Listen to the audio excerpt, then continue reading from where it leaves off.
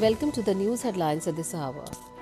United Nations peacekeeper on Wednesday returned to provide protection for a Nobel Prize-winning Congolese doctor who has faced death threats after alarmed supporters urged the UN to reinstate the security following months without it. They will be there as long as necessary, a spokesman with a peacekeeping mission, Matthias Gilman, told the press. He said the UN mission is working with Congolese authorities on finding a new security arrangement with the country's national policy as the mission faces an expected reduction in Congo.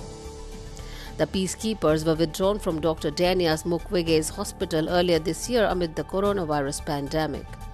They have trained Congolese security forces for such protection work in the future.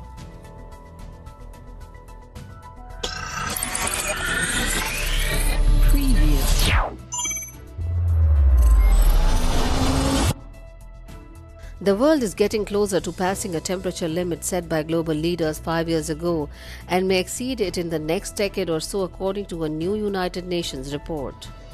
In the next 5 years, the world has nearly a 1 in 4 chance of experiencing a year that's hot enough to put the global temperature at 2.7 degrees above pre-industrial times, according to New Sciences Update released on Wednesday by the UN World Meteorological Organization and other global sciences groups.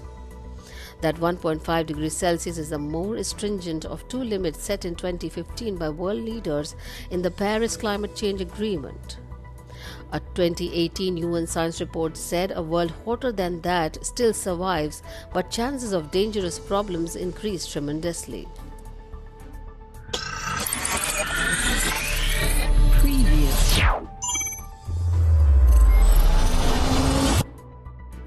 European Union politicians and officials have said reports that Brussels threatened to block British food exports to Northern Ireland during Brexit negotiations are fake news. Nathalie Loiseau, a close ally of Emmanuel Macron and member of the European Parliament's Brexit group, branded the claims disinformation and part of a plot by some Brexiteers to force a damaging no deal. It's one more example of disinformation and fake news related to Brexit, Ms. Loiseau told the press on Wednesday as UK-EU trade talks resumed.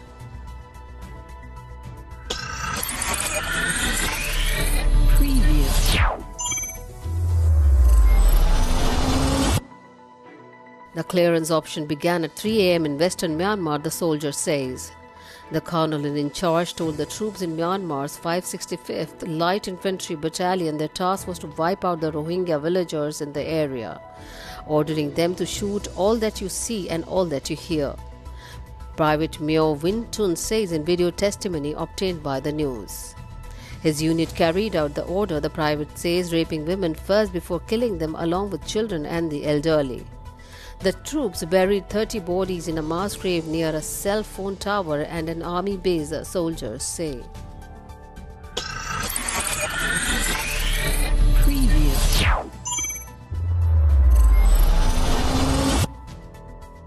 Now let's understand why no Brexit deal means, how it might happen and how it might affect daily life in the UK.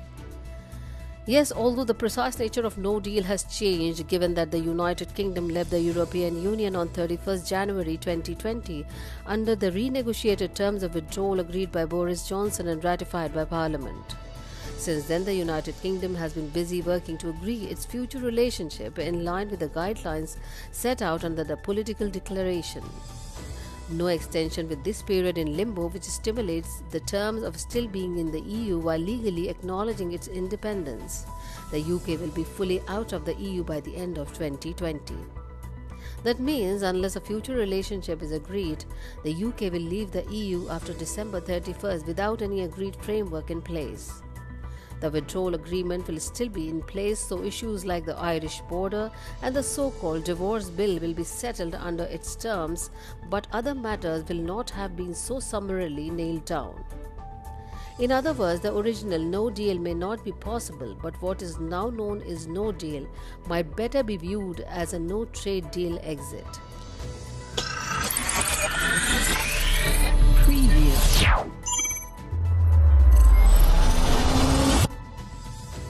Damascus, Russia's Deputy Prime Minister Yuri Borisov pledged on Monday that his country would help Syria's government survive crippling US economic sanctions. Borisov spoke during a visit to Syria's capital 5 years after Moscow launched its military intervention in Syria, which helped turn the tide of the war with the US-backed rebels back in President Bashar Assad's favor. We are expecting to sign a pact in December during my next visit to Syria's capital that would outline a new framework for trade and economic ties between the two countries for the coming years.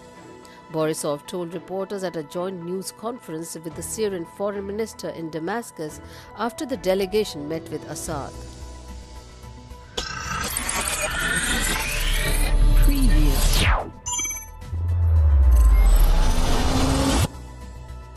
While Indonesia has recorded more deaths from the coronavirus than any other Southeast Asian country, it also has seen by far the most number of fatalities among medical workers in the region, leading to concerns about the long-term impact on the nation's fragile healthcare system.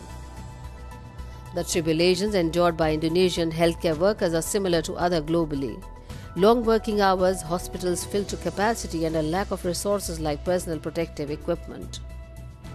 Indonesia's government has been able to provide PPE to healthcare workers after an initial shortage that saw doctors wearing plastic raincoats while working. But other issues remain in the country where more than 200 medical workers, mostly doctors and nurses, have died from the virus.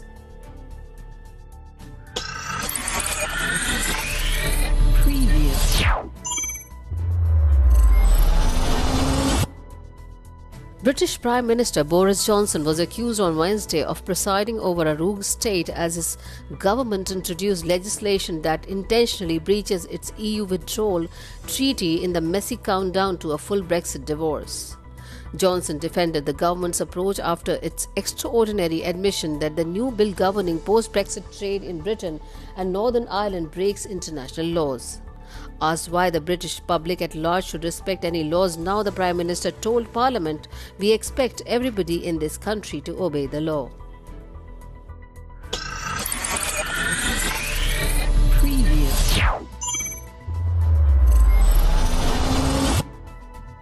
Every year, Shiite Muslims mark the death of Prophet Muhammad, grandson of Hussein, with a mourning period that lasts a total of 50 days. Ashura, the 10th day of Islamic month of Muharram, commemorates the day Hussein died. For millions of Shiites, this mourning period culminates in a pilgrimage to Karbala in Iraq. This pilgrimage has in recent years become the largest gathering of people in the world for a religious reason. This year, Ashura was observed on 30th August and the pilgrimage, 40 days later, will end on October 9, 2020. This is Jyoti reporting for Our Voice.